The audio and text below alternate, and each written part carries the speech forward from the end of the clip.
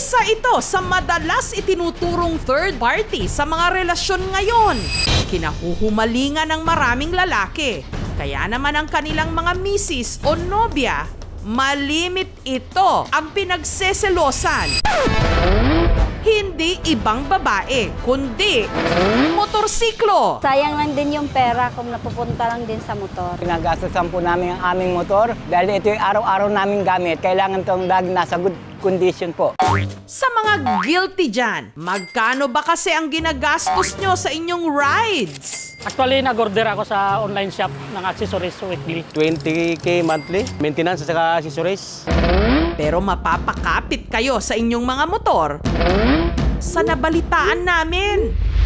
Dito yan sa Caloocan City. Ang tambak-tambak na motor na ito at ang mga pyesa at accessories ibinibenta ng bagsak presyo. Kung ang brand new na motor, 25 to 100,000 pesos ang isa, dito, meron daw 4,000 to 10,000 pesos. Sa presyo naman, bossing, nasa magkano yung range nito? Nasa 4,000 to 4,500 po ang isang buong motor, sir. Weh, hindi nga. Pasak na pasak sa budget ah. Pero ang mga ibinibenta rito, mga segunda manong motorsiklo, mga repo o repossessed na, o yung mga nahilang mga motor mula sa unang bumili dahil hindi na ang mga ito kinayang nahulugan o nabayaran. Sa mga repo motors. Hanggang dun. Si Eden dito bumili ng 2 motor na tig 5,000 pesos. Nakabili po ako sa kanila ng 2 motor. Hindi po siya gumagana, stock up po yung karburador. Pinagawa po namin siya sa mekaniko.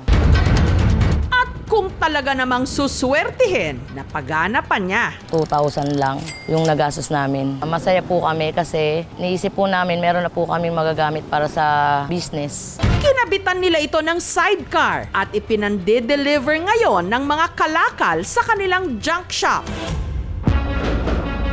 Ang may-ari rin ng junk shop at motorcycle trading business sa Laguna na si Abner Suerte, feeling lucky nung bumili ng mga repo na motor na ibinay and sell din niya. Nakita ko naman yung mga motor na mukhang pagkakakitaan. 36, bakal pa. Sa una pa lang, namakyaw na agad si Abner ng 165 units ng repo na motor. Isang unit sa repo, bibili mo ng 2,200 yan. Nung unang kuha ko, may puhunan akong 365,000. Kung ito'y nabili lahat, siguro tutubo ka ng 700, pinakamataas na. So para sa ngayon, wala naman mga complaint na bumabalik sa akin. If ever naman, pwede ko naman palitan kasi yun naman ang aming agreement.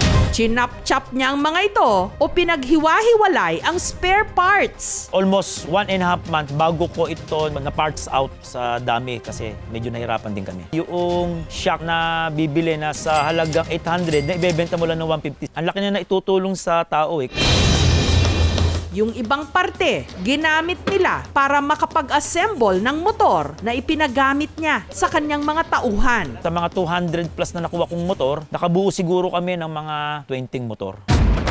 Ang tindahan kung saan namamakyaw ng bagsak presyong repo na mga motor, sina Abner at Eden, pagmamay-ari ng pamilya ni Paneng. Sa mga repo motors. Hanggang dun. Junk shop daw talaga ang negosyo dati ng kanyang inang si Opel na siyang ipinantaguyod niya sa 3 niyang mga anak. Dami-dami pa po yan. Hanggang na-discover nila ang pagbabay and sell ng mga repo. Yung mga reposes galing yan sa kumpanya. Trinay ni mama na sumali sa bidding na mga hakot ng mga reposes. Nanalo kami. May pinahakot naman ng motor parts. Naging patok din sa masa. Kasi sa murang halaga, nakakabili sila sa amin ng mga motor parts. Hanggang sinimulan na nilang gawing full-time business ang pagbebenta ng repo na motor. Sa presyo naman, bossing, nasa magkano yung range nito? Nasa 4,000 to 4,500 po ang isang buong motor, sir. Karamihan daw sa kanilang mga customer galing pa sa iba't ibang mga probinsya. Nakita po kasi namin sa Facebook na mura po yung mga bilihin dito. Kaya mura yung reposes na binibenta namin is mura lang din namin nabibili. Kasi nga po, pakyawan. Yung kinukuha po namin motor, kompleto po ORCR, certification from company, and deed of sale. Dahil sa kinikita nila sa pagbebenta ng repo, si Paneng nakagraduate ng kolehiyo. Nakabili na rin ng mga brand new na motor, sasakyan, pati truck. Yung truck yung katuwang namin sa business na to. Tumutulong sa amin makapag-akot ng mga kalakal at mga motor parts. Tignan muna natin yung roadworthiness ng isang unit. Pag nabili mo na siya, mas maganda dalhin nyo na siya sa motorcycle mechanic para ma-check siya kung ano yung mga dapat palitan. Mas magandang idaan natin sa motorcycle vehicle inspection system. Like yun sa requirements ng LTO bago mo siya mai-rehistro. Kailangan maging pasado siya dito. Very important na yung mga nagbebenta na yon ay legit na sellers. Kailangan merong mga business name registration yan. At least, pati yung permit from the local government unit, yung business permit para maka-operate sila ng ganyang negosyo. Or pati sa LTO, doon sa mga binibenta naman, sana totoong binili nila or repossessed, hindi ninakaw. Kaya dapat mag-ingat sila. Nung kinuha ko yung repo na yan, pumunta agad ako sa police station para itimbre sa kanila na magkakaroon ng maraming motor doon sa aking junk shop. So ipiniresent ko yung mga papeles. Ito namang business ko na ito registered sa DTI. At the same time, may mayor's permit ako. Masaya sir kasi nakakatulong kami sa mga tao na kapos sa budget para maayos sila yung motor nila. Lalo na sir yung mga nagbibenta namin na repo na di mo akalain na magiging okay pa. Makikita namin dito dumadaan na. Nakangiti na yung bumili sa amin. Napapangiti na lang din kami. Kasi parang, wow, ayan na yung nabili mo sa amin. Sa buhay, kailangan talagang maging praktikal. Ang mga patapon ng iba, kailangan lang buting tingin para pwede pang pakinabangan. Sa mga repo motors. Yan, hanggang dun. Thank you so much mga kapuso. Kung nagustuhan niyo po ang videong ito, subscribe na sa GMA Public Affairs YouTube channel.